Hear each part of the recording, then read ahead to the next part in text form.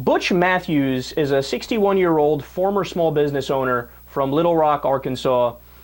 This is a guy who used to wake up at 4 a.m. every morning to deliver canned beverages to retailers. This was before he retired in 2010.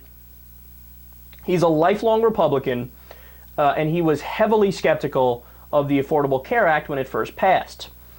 And his healthcare situation is amazing. So get this. He was self-employed between 1997 and 2010, meaning he had to purchase his own plan on the individual market.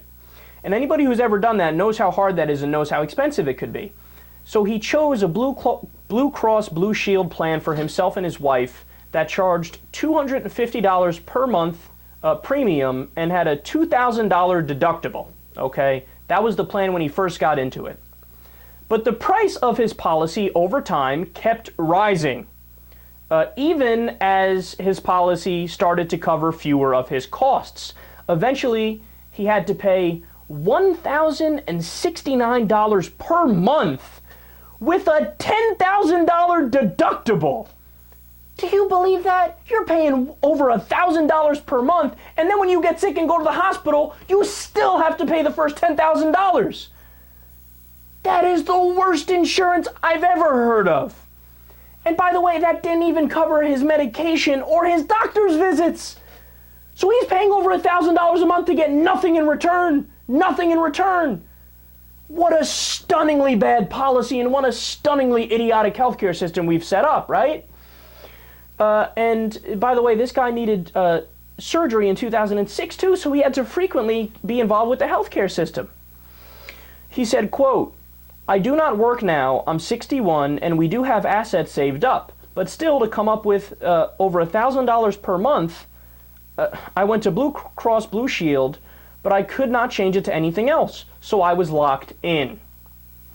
Well, that all changed once Obamacare's state-level marketplaces opened to the public on Tuesday, and Matthews knew that at his income level, the law would help him pay for insurance. So get this. His new coverage will cost him absolutely nothing per month in premiums. Nothing. Now, why is that? Well, under Obamacare, middle-class families and poor families, the poor get extended Medicaid insurance. They rose the level of income for Medicaid, and the middle class gets subsidies. So when you factor in all of his federal subsidies for all the different purposes, he has a deductible of only $750 and he pays $0 per month. And by the way, this is the mid-level silver policy that he picked out. It's not a bare bones policy, which also offers a significantly better benefits package. A doctor visit will no longer cost him about $150, it will cost him $8. Now, how much, when you calculate everything up, when you add everything up, how much is his overall savings per year? $13,000. So what would Matthews tell other Americans who are skeptical about Obamacare? Quote, "I would tell them to learn more about it before they start talking bad about it. Be more informed. Actually check the facts about it.